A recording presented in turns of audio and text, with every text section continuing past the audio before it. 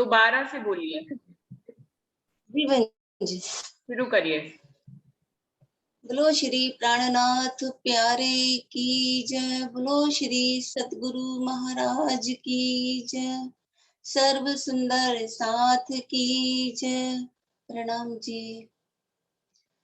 जंजीरा मुसाफ की मोतियों में परोए जब, जिनसे जिनस मिलाए पाए मगज माए ने तब, जंजीरा मुसाफ की दियों हरफ हरफ की आयतें जो हादी खोले द्वार, सब सिफत खास गिरोह की, सब सिफत खास गिरोह की, लिखी विद विद बेसुमार, जंजीरा मुसाफ की, कलाम अल्लाह की इशारते खोल दे या खसम, मोहम्मद पर मेहर महबूबे, श्री मोहम्मद पर मेहर महबूबे, करी इसे के इलम, जंजीरा मुसाफ की,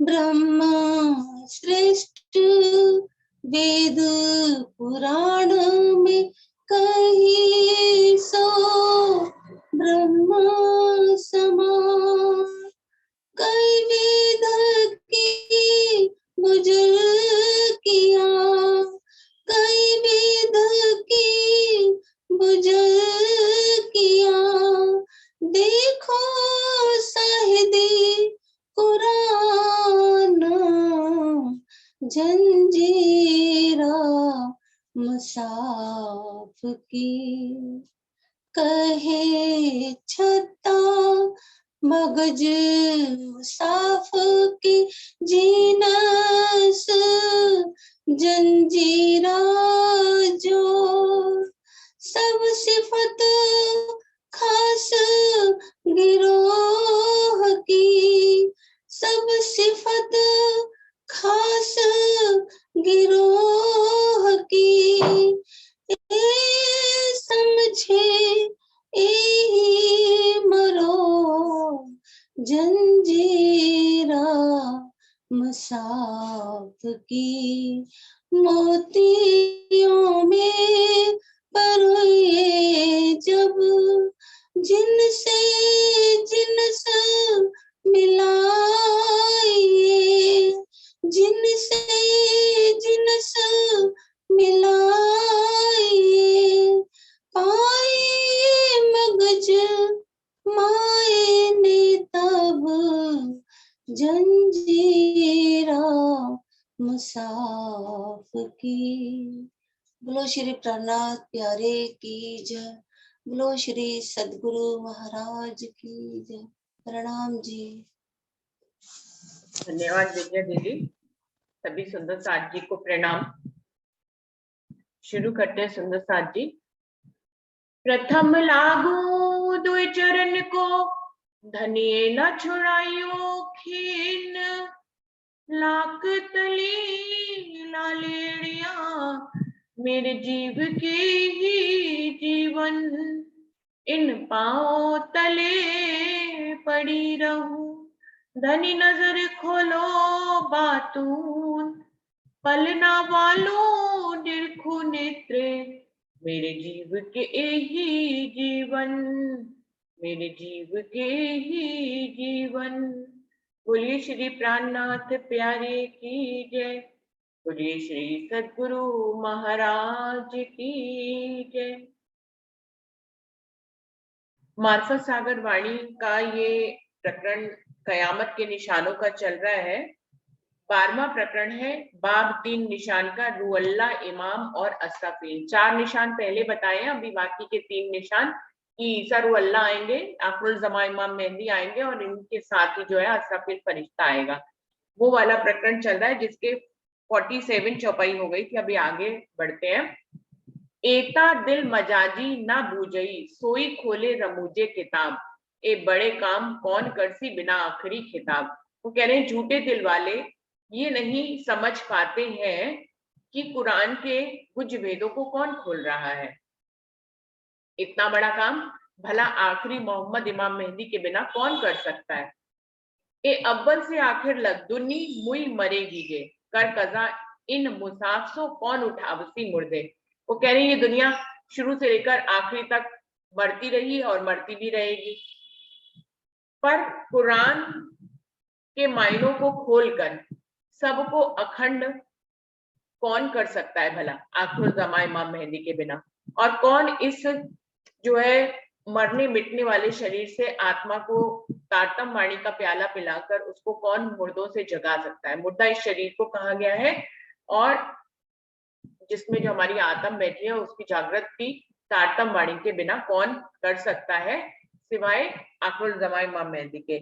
जोलो न चीने मेहमद को, तोलो सुध न जमाने, तबलग सुध न बका नफा, नासुद नफा नुकसान है। वो कह रहे हैं जब तक किसी के पास तारतम वाणी नहीं पहुंचती तब तक मोहम्मद को वो कैसे पहचान सकते हैं। मोहम्मद के असल स्वरूप को पहचाने बिना उन्हें किसी भी जमाने की सुध नहीं होती है। जबकि उनसे शफकत बरकत उठ गई, उस जमाने की भी सुध नहीं होती है। अब रहमत कहाँ से हो रही है, इस जमाने की भी उनको सुध नहीं हो पाती है। तो कह रहे हैं जब तक मोहम्मद के असल स्वरूप को नहीं पहचान लेते तब तक जो है किसी भी जमाने की सुध नहीं होती है। तबलग सुध न बका नफा, तब तक उनको मरने मिटने वाली दुनिया और अखंड परमधाम के भेद भी समझ में नहीं आते हैं और तब तक उन्हें अपने नफा और नुकसान की बात भी समझ में नहीं आती है। नफा नुकसान की बात कि भैया हमारे से छप्पर बदकर उठ गई तो हमारा नुकसान हो गया, और अब अगर हमें नफा लेना है तो हमें कहाँ जाना है इसकी भी उनको पहचान नहीं हो पाती है। तो पाइए बातून मायने उपले आखिर नुकसान, हक इल्मे दिन होवे सब सुध, बिन इलम रात हैवान। सो पाइए बातून मायने, जब तक कुरान के बातूनी मायनों को नहीं समझेंगे तब तक सब बातों को समझना मुश्किल है। उपले आखिर नुकसान, जो ऊपरी मायनों को लेके चल रहे हैं उनको आखिरी समय में नुकसान ही होने वाला है। हक इल्मे दिन होवे सब सुध, जब तारतम ज्ञान की रोशनी में राजी महाराज के इलम से सारा सवेरा हो जाएगा तभी सबको पता लगेगा। बिन इलम रात हैवान, जब तक ये इलम नहीं आया, जब तक ये ज्ञान नहीं आया, सारी दुनिया हैवानियत में ही रही और अंधकार में ही रबड़ करती रही।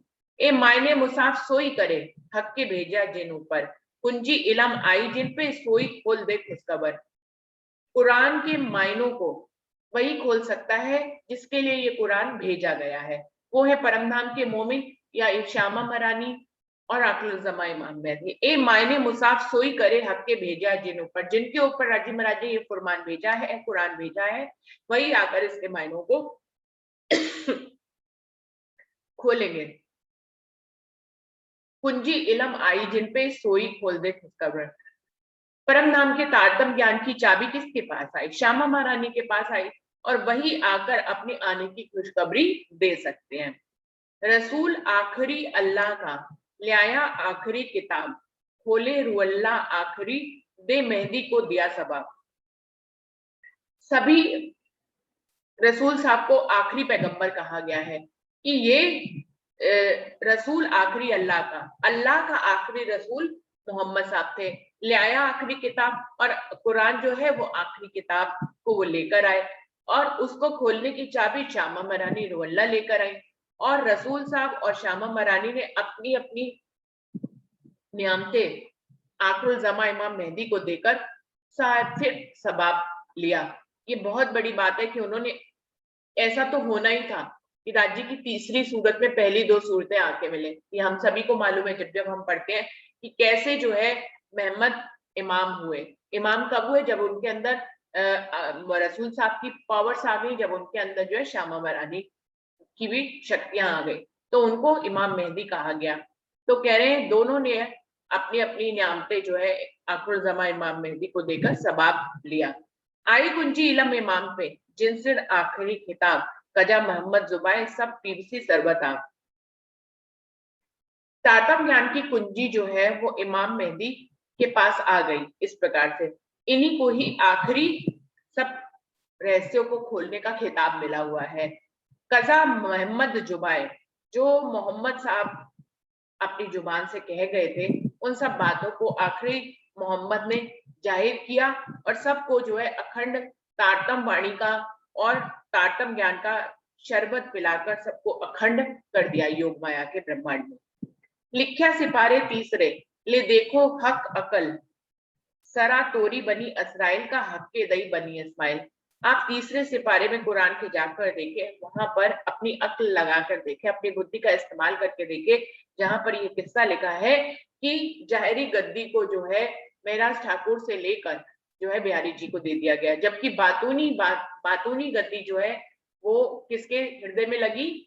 बातूनी बैठक जो है धनी देवचंद जी की किनके दिल में थी? वो महराज ठाकुर के दिल में थी, लेकिन जाहिरी रूप से उनको गद्दी पर जो है बिहारी जी को बिठा दिया गया। ये बात किस लिए कह रहे हैं कि शफकत बरकत, ये इस बात का यहाँ पर कहने का तात्पर्य ये था कि जिस प्रकार सारी शफकत बरकत कुरान से उठकर जो है हिंद में आ गई, जबकि कुरान अपनी जगह जो है मक्का मदीने में आज भी वैसे ही स्थापित है। ऐसे देखने से क्या पता लगे कि कुरान से शफकत बरकत चली गई है? बिल्कुल ऐसे ही गादी पर बिहारी जी विराजमान है, लेकिन उनकी जो उस गद्दी की शफकत बरकत है वो सब सारी जो है राजी महाराज ने आखिरी मोहम्मद इमाम मेहदी यानी महराज ठाकुर को दे दी है। फुरकान दई हारून को सो देखो कौल आखिर कोई कहे किससे हो गए सो कहे बेकौली बेखबर। वो कह रहे हैं कुरान में ये भी लिखा है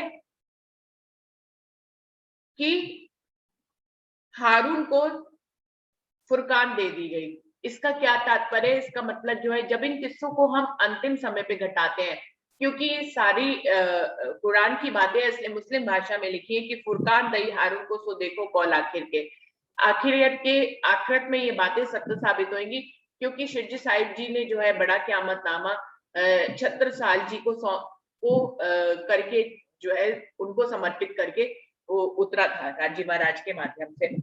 तो छत्रसाल जी को उन्होंने वैसे भी आगे जागने का सारा कार्य जो है छत्रसाल जी के जिम्मे करके गए थे और उन्हीं को ही क़यामतनामा भी उनको ही उनके नाम से ही उतरा है।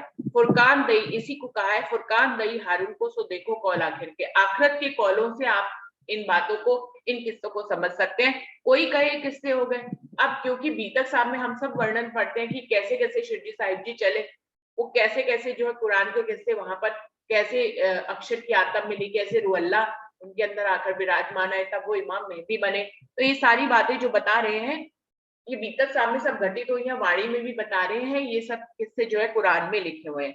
लेकिन उनको जानने वाले, कुरान को जानने वाले कहते हैं कि ये सब किस्से हो गए हैं और इसीलिए वो कुरान की, इसीलिए उनको बेकौली बेखबर कहा गया है, क्योंकि तारतम ज्ञान की रोशनी उन्हें मिली नहीं है, इसलिए वो बेखबर ही रहते हैं। उनके अंदर से शफकत बरकत चली जाती है, उनको खबर ही नहीं होती है। और जो किस्से आखिरी रूप में घटित होने वाले उनको पहले से ही घटा लेते हैं, तो वो बेखबर कहे गए हैं। किस्से कुरान तौरेत के पढ़े डारत पीठ पीछल कहे हो गए किस्से रात में यूं इनो खोया फजर बकाफल। कुरान के जो किस्से हैं या तौरेत में जो लिखे हुए किस्से हैं उनको जो है गुजरे जमाने पर घटा देते हैं, कहते हैं कि ये किस्से तो पहले ही हो गए हैं।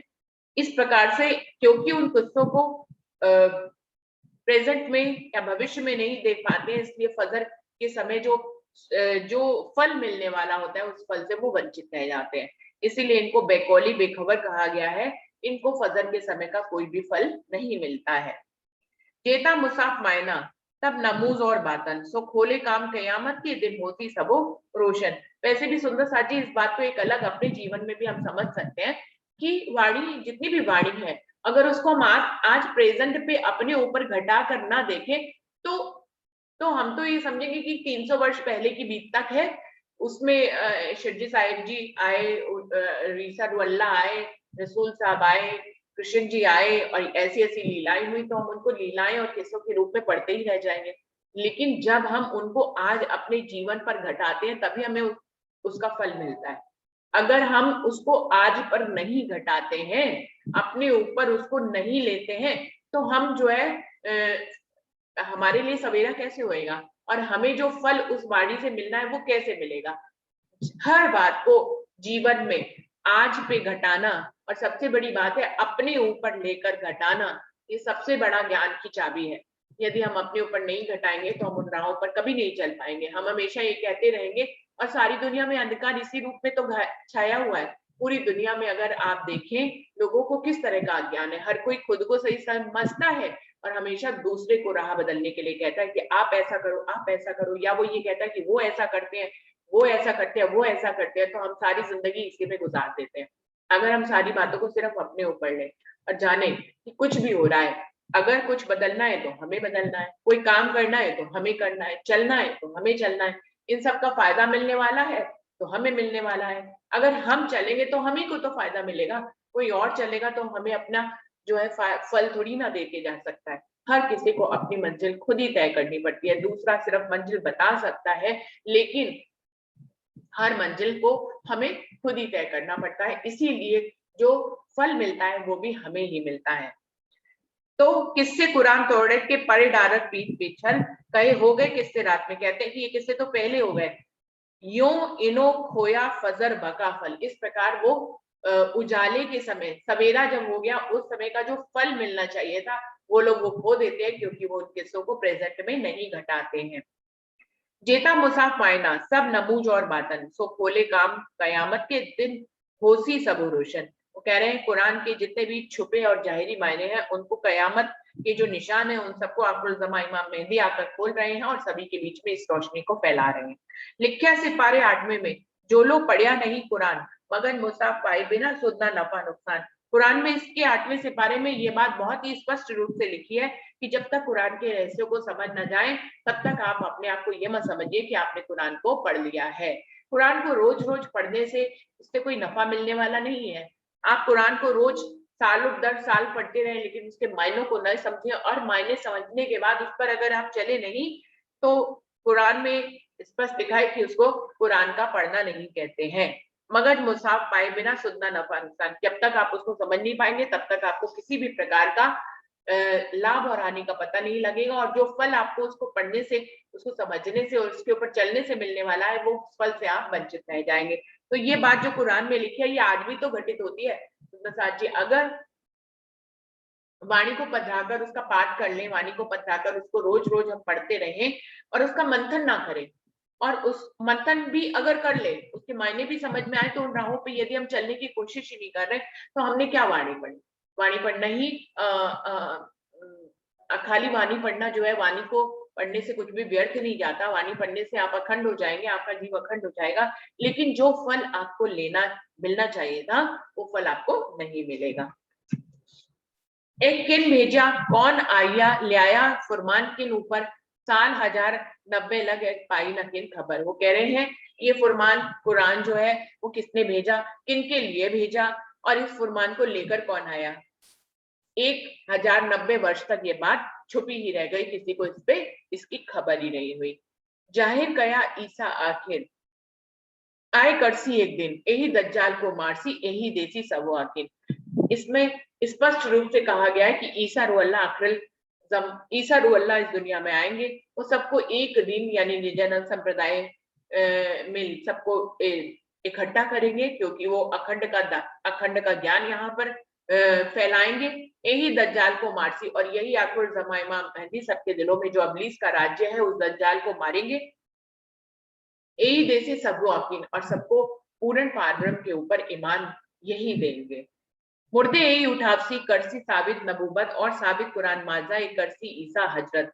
हजरत ईसा जब इस दुनिया में आएंगे तो वो हमारे शरीर रूपी कब्र में सोई हुई आत्मा को अपनी तारतम ज्ञान की रोशनी से जगाएंगे और वो जो है मोहम्मद के कहे हुए शब्दों को सही साबित करेंगे और वो कुरान की बातों को चमत्कारिक रूप से जाहिर कर देंगे और इस प्रकार वो सारा सवेरा कर देंगे। अब देखो कुरान वारसी लिखा आखिर वो जिस सिर इन, ए कौन करे मसीह बिना रात उड़ाए के दिन। वो कह रहे हैं कुरान में आप देखो कुरान की वारसी किनको मिली हुई है, जिनके सिर पर राज्य महाराज ने ये जिम्मेदारी सौंप दी है कि कुरान उन्हीं का, कुरान के वारिस वही है और कुरान के रहस्यों को खोलकर सारी दुनिया को अखंड करने का जिम्मेदारी राज्य महाराज ने उनके सिर पर दे रखी है। एक कौन करे मसीह बिना रात उड़ाए के दिन। सोचने वाली बात है कि रूह अल्लाह शामा मदानी के बिना इस अज्ञान रूपी अंधकार को अपने ज्ञान से खत्म भला उनके अलावा कौन कर सकता है। फुरमान आया ईसे पर, ए देखो साहिबी हदीस, वह लेने न देवे मायने मगज जिनो दिल दुश्मन अबलीस। कुरान और हदीसों की साहिबियों को, साक्षियों को आप देखें कि फुरमान को लेकर ईसा रूह अल्लाह शामा मरानी तारतम ज्ञान की कुंजी को लेकर आएंगे, लेकिन उनके कुरान के और तारतम ज्ञान, कुरान के मायनों को खोलकर और तारतम की रोशनी को जब तक जिनके दिलों पर अबलीस दुश्मन विराजमान है वो उनके मगज वेरों को लेने ही नहीं देता है। सो ईसा कया आखिरी, ए जो करत आखिर के काम, करनी माफक सबको देसी फल मुसाफ तमाम। तो ईसा कया आखिरी, ईसा रूह अल्लाह को आखिरी मोहम्मद कहा गया है, वही आखिरी मोहम्मद है, इसलिए आखिरत के काम भी सारे वही करने हैं और जो जैसी उनकी पहचान करेगा उसको करनी माफक उसके ऊपर मेहर करेंगे और वैसा ही फल उनको मिल जाएगा। एक कही ईसे की आखिर, अब कहूँ इब्तिदाए, जिन वायदे रसूल फुरमान दिया पहुंचाए। कह रहे ये तो मैंने आपको ईसा रूह अल्लाह का निशान बताया कि वो यहाँ पर दुनिया में जाहिर हो जाएंगे। अब कहूँ इब्तिदाए, अब लेकिन मूल की बात बताता हूँ, मूल इब्तिदाए, अब कहूँ इब्तिदाए, अब बिल्कुल प्रारंभ से बात दोबारा से बताती हूँ। इंद्रावती जी कह रही है जहां से हम चले थे, यानी परम नाम से जो हम इस खेल देखने के लिए आए, 3 वायदे रसूल फुरमान दिया पहुंचाए। यहाँ पर राजी महाराज ने मूल मिलावे में इश्क प्रबद हुआ और जहाँ राजी महाराज ने वायदा भी किया कि तुम्हें जगाने के लिए मैं अपने रसूल को भेजूंगा, उसी वायदे के अनुसार उन्होंने कुरान को रसूल साहब के माध्यम से इस दुनिया में भेजा, फुरमान दिया पहुंचाए। उन्होंने अपने फुरमान, अपने संदेशे को रसूल साहब के हाथ दुनिया में जाहिर कर दिया। कया हक के माशूक भेजूंगा, उतरते रूहों अर्श से, सरदार ते में रूह अल्लाह हक के तासो कॉल किया आप में। और एक बात और भी करी थी उन्होंने कि मैं अपनी माशूक शामा मरानी को भी तुम्हें जगाने के लिए भेजूंगा। जब हम परम धाम से इस खेल में उतर रहे थे तो राजी महाराज ने हमसे ये वादा किया था कि हमें जगाने के लिए हम भटक ना जाए, इसके लिए शामा मरानी रूह अल्लाह को वो इस दुनिया में भेजेंगे, वो सब रूहों में सरदार होंगी। इस प्रकार का वादा उन्होंने शामा मरानी और रूह अल्लाह से, शामा मरानी और रूहों के साथ किया। हक के रसूल रूह अल्लाह वास्ते, हक के रसूल रूह अल्लाह वास्ते लिया आखिरी फुरमान, रूह अल्लाह इमाम आपसी ले हक इलम पढ़सी कुरान। कहे रसूल रूह अल्लाह वास्ते ले आया आखिरी फुरमान। रसूल साहब ने स्वयं ही अपने यारों से कह दिया था कि मैं शामा मरानी और उसकी जमात के लिए ही इस फुरमान को इस दुनिया में लेकर आया हूँ। और जब रूह अल्लाह और इमाम इस दुनिया में आएंगे तो वो अपने इलम से जो है कुरान को स्वयं ही पढ़ेंगे। मारसी सबों का शैतान, तब होसी एक दिन, सुबह सक बहाने लदुन्नी, होसी सब दिलों पाक यकीन। वो अपने ज्ञान से सभी के दिलों के बैठे हुए शैतान को मार देंगे, तब सभी एक दो निजानंद संप्रदाय में आ जाएंगे। सभी के अंदर के उस तारतम ज्ञान की रोशनी से सभी के अंदर के शक शुबह संशय जो है वो खत्म हो जाएंगे।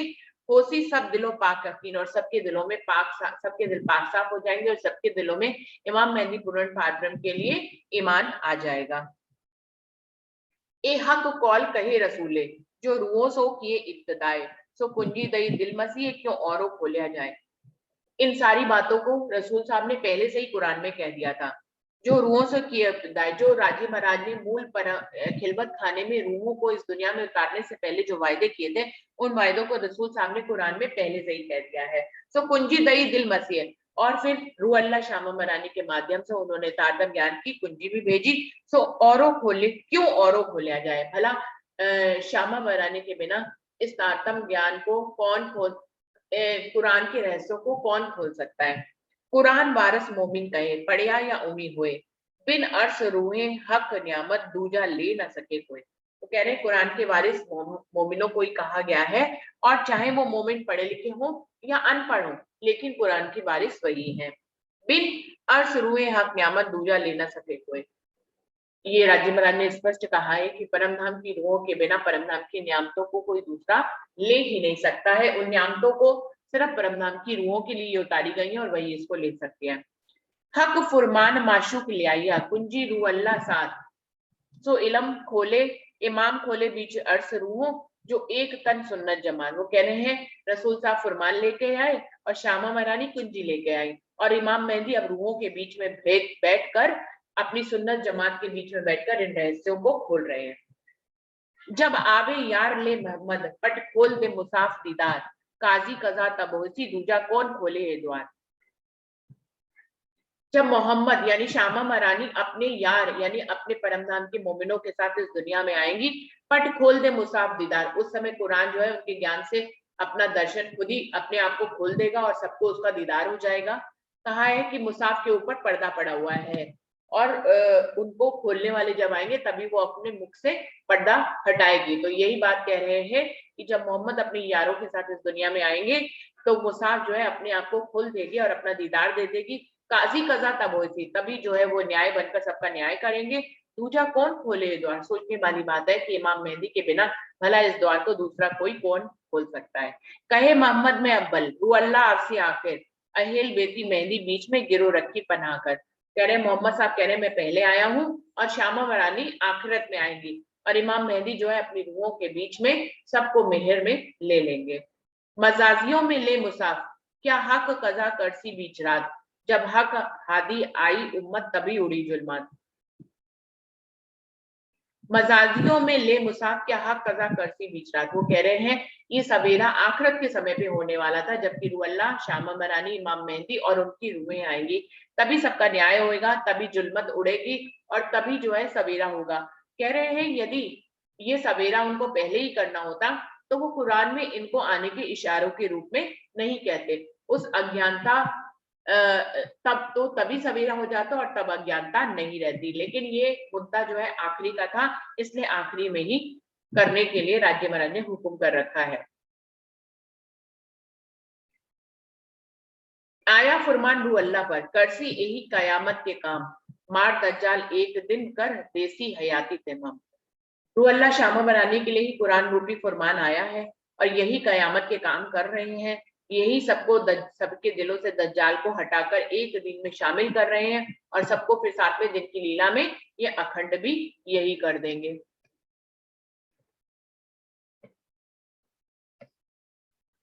अव्वल ल्याया एहया ईसे पर यकीन कहे पड़े सो हो गया जिन्हें दई जिंदगानी दिन। सबसे पहले अव्वल ल्याया एहया ईसे पर यकीन, सबसे पहले शामा मरानी के ऊपर ईमान लाने वाले एहिया यानी कि मेराज ठाकुर थे। कहे पड़े सो हो गए और इन किस्सों ये भी एक किस्से के रूप में लिखा हुआ कुरान में, लेकिन इन किस्सों को भी वो पहले ही घटा देते हैं जिन्हें दई जिंदगानी में।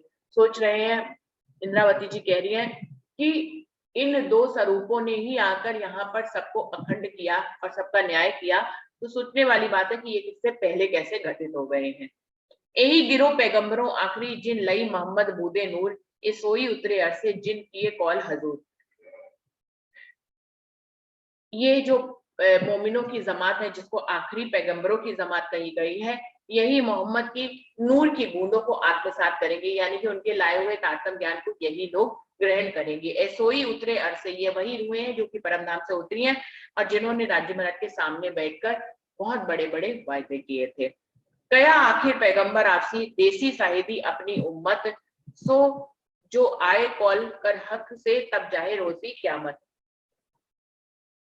कुरान में लिखा हुआ है कि आखिरी पैगंबर जब आएंगे तो वो सभी प्रकार की साक्ष्यों को अपने मोमिनों के बीच में देंगे और अपने वादे जो राज्य महाराज ने किए थे आने के लिए वो उन वादों को आकर पूरा कर देंगे और कयामत को जाहिर कर देंगे।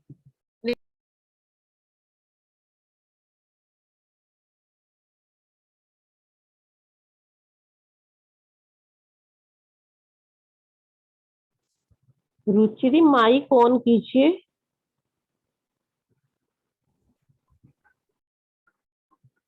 निशान बड़ा ईसा आखिरी और यही आखिरी किताब मोहम्मद मेहदी आखिरी इमाम आखिरी किताब।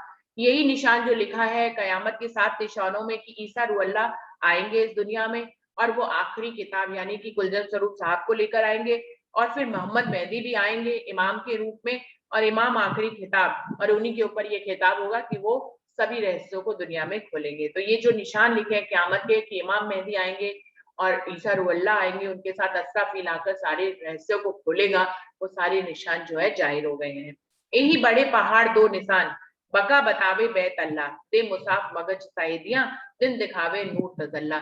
इन्हीं को दो पहाड़ के समान लिखा गया है कि जो है दुनिया जो है जाहिरी पहाड़ों को पूछती और कहती कि यही हमें अखंड तक ले जाएंगे, लेकिन उनको इसका बातूनी मायना नहीं पता है कि ये दो पहाड़ किनको कहा गया है।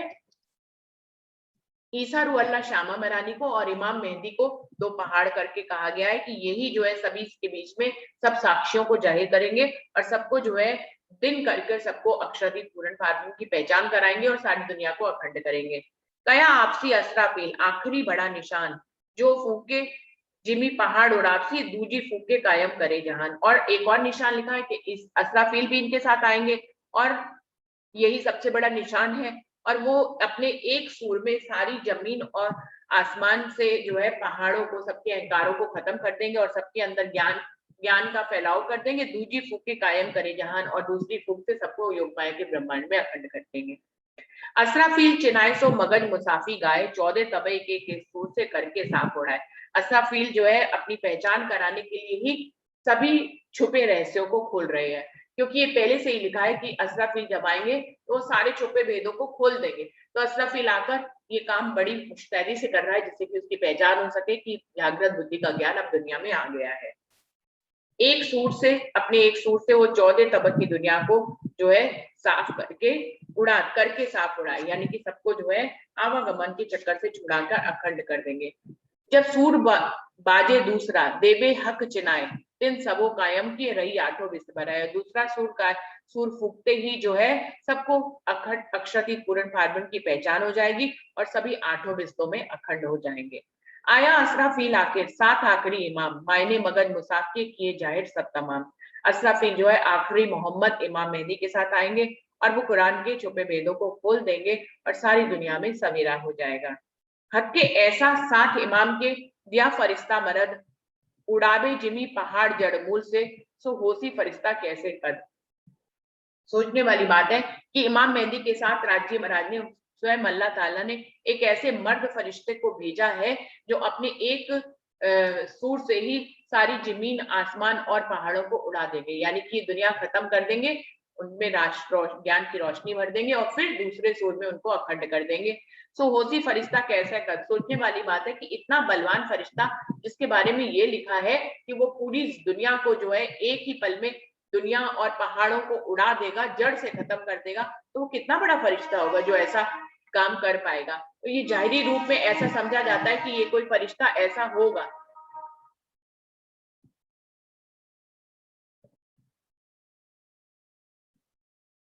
तो दुनिया वाले इसका मायना लेते हैं कि कौन ऐसा फरिश्ता आएगा जो कि सारी कितना बड़ा उसका कद होगा कि वो सारी दुनिया को जो है एक पल में ही उड़ा देगा।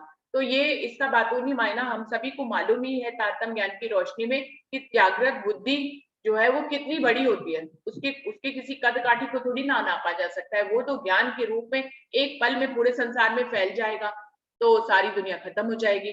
तो ये दुनिया वाले उसको जाहिरी कद के रूप में देखते हैं कि ऐसा कितना बड़ा फरिश्ता होगा जो कि पूरी जमीन के पहाड़ों को जड़ से उखाड़कर खत्म कर देगा।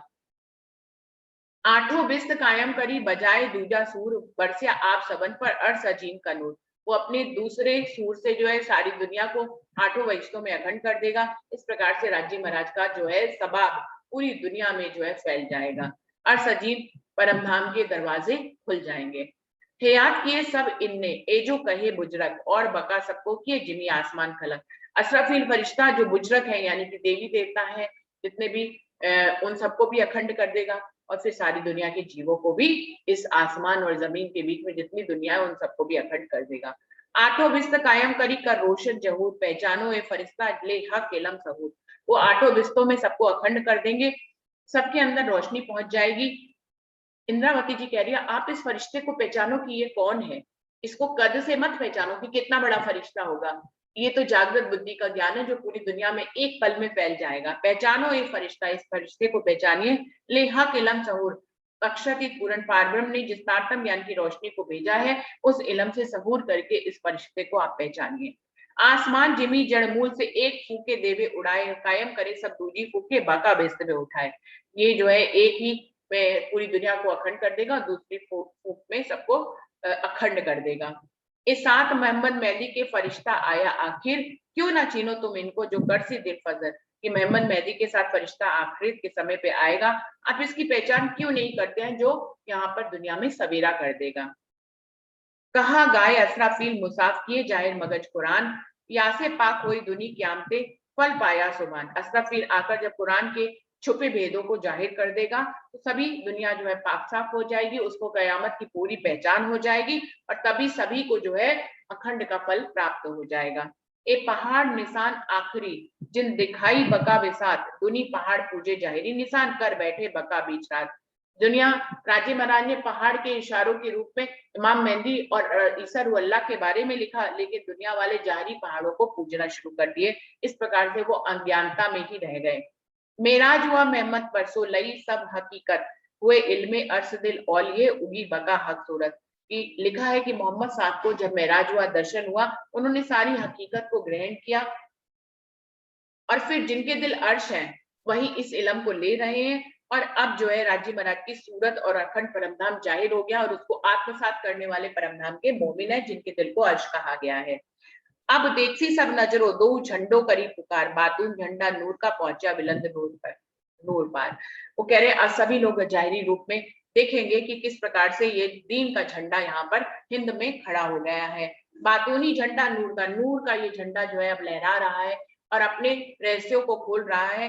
पहुंचा बुलंद नूर पार, यही वो झंडा है जो हमें अखंड परमधाम तक ले जाएगा। दुनी